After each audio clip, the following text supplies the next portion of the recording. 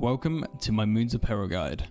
This trio of bosses requires partial completion of the Perilous Moons quest to kill, which also requires Child of the Sun and Twilight's Promise to be completed. A minimum of 60 plus in melee combat stats are recommended, as well as 50 plus herblore, cooking, and fishing or hunter, as you're able to make your own resources within the dungeon. The Moons of Peril are located in Cam Torum on Varlamore. The quickest way to reach them would be by using a calcified moth, which can be collected within Cam Torum or bought on the GE. Alternatively, you can travel using a Quetzal to Cam Torum. If you don't have this unlocked, then you can use the Quetzal to get to the Tiamat and then use the 47 agility shortcut down the mountain. The three moons can only be damaged using melee attack styles, each being weak to one specific style. This means that it's recommended to bring different melee weapons that are suitable for each fight. Alternatively, something like the Zamarakian Hasta is fairly strong as it excels in all styles. I would generally recommend having something more like 70 defense rather than 60 for use of barrows or bandless armor, as increased defensive bonuses are pretty vital for killing these bosses. It's also worth noting that you can use thralls to get a bit of extra damage to these bosses, and it doesn't just have to be the melee thrall, all of them will do damage. Okay, so the way I personally do Moons of Peril is to enter the northeast entrance first, make my way down the path until I can go up the stairs just to the south. You'll notice there's a campfire here. You can right click on the campfire and make a cup of tea to replenish your run energy. Now personally, I prefer to use the fishing method of getting food rather than the hunter method. So to start with, I grab my fishing supplies and my herblore supplies until I have about 4 to 6 vials of water. Next, I'll collect an equal amount of grubby saplings, use them on the pestle and mortar, and then use them on the vials of water to make moonlight potions. These potions act like super combats and prayer potions combined. I then fish a full inventory of sea bream and then cook them on the stove. A quick general overview of each of the bosses. First of all, you may notice that other players will appear in the instance with you. However, the damage dealt by the other players does not affect your kill whatsoever, and you will have to deal all 500 damage to the moons yourself. Protect from melee is pretty much useless. You don't want to use it. However, using enhancing prayers like piety does provide a DPS boost, so if you have these available to you, definitely use them. Each of the moons attack in a 3-hit attack cycle and afflict a different curse of the moon on the player,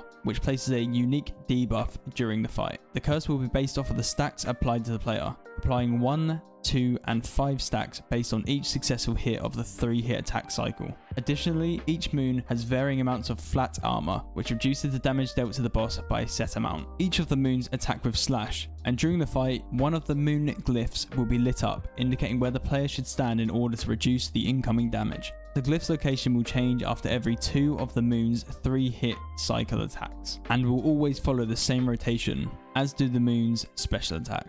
Going into our first fight, we'll be met with the Eclipse Moon, who is weak to stab attacks and has a flat armor of 6, meaning all of your hits are reduced by 6 during her normal phase. This drops to 4 during her clone special attack phase. Additionally, her unique curse has a chance to double her flat armor up to a total damage reduction of 12. Her first special attack is Searing Rays. A shield will appear and the player will be thrown behind it. The moon will start to shoot beams of light at the player. Moving behind the shield and blocking her line of sight will negate all damage from her attack. This will last for 1 full square around the moon. Her next special attack is her clone attack. This begins with the player being thrown into the center of the room and Eclipse clones spawning around you. There are 5 rotations of 3 clones during this phase, meaning you can deal damage 15 times. To do so, you must move your player towards where the clone spawns to both avoid all damage and deal lots of damage back to the boss. It's especially useful using a high hitting weapon during this phase, such as a God Sword, as attack speed doesn't matter.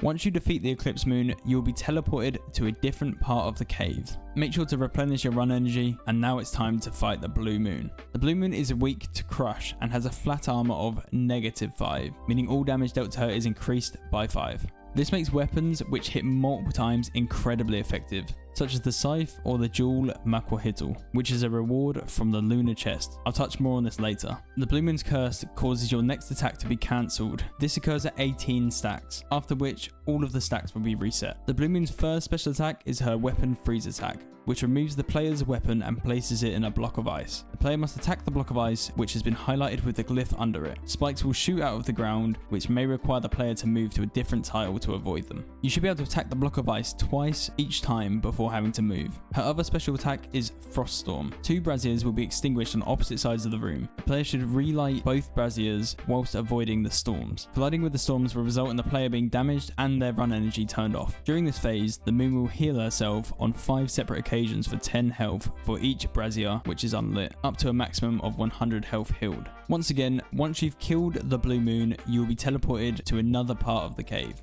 If you need to, make yourself another cuppa, replenish your run energy, and get ready to fight the blood moon. I'm sure you may have guessed it at this point, but the blood moon is weak to slash attacks, and this time has a flat armor of -2, meaning all hit splats are increased by 2. Again, this makes the scythe a fantastic weapon to use against this boss. The Blood Moon's curse means that she will heal for damage she deals. Her first hit will heal for 1 times the damage dealt, her second hit for 2 times, and her third hit for 3 times, with the third hit always healing a minimum of 30, regardless of damage dealt. The Blood Moon's first attack is Blood Rain. The moon will disappear from the center of the room, and the player must avoid standing on the tiles which have blood pools on them. Otherwise, the player will receive damage and the blood moon will be healed. Successfully avoiding these pools will deal some damage back to the boss. The blood moon's second special attack is the Blood Jaguar. This special attack can be a bit more tricky. Blood Jaguars will spawn around the room along with a square of blood pools. The player must run to the Jaguar with a highlighted glyph next to it and attack it. To avoid any damage in this phase, the player should step 1 tile towards the boss just before the Jaguar attacks. This will avoid damage from the Jaguar itself and from the blood pools surrounding them. Once you have defeated the blood moon, that is all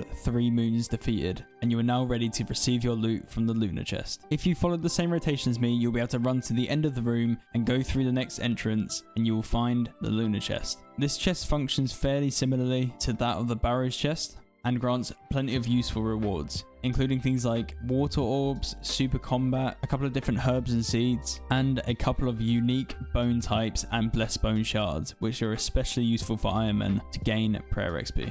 And of course, on top of these main table rewards, you have the unique drop table. This features 3 different armor and weapon types themed to each of the moons. I'm not going to speak about what each of the different armor and weapon types do, but just know that some of the pieces are worth more than 9 million GP at the time of making this video, so this can be extremely profitable. Once you're finished getting your loot, you can simply go north and you'll be brought back out to where the Eclipse Moon entrance is. This means you can resupply and then start your run all over again. And I feel I should briefly speak about the combat achievements that you can gain from killing the Moons of Peril. There are 12 different combat achievements, totaling 33 combat achievement points. Now in my opinion, these are pretty easy points. I personally managed to have them all completed by 25 KC, and I definitely recommend going for them.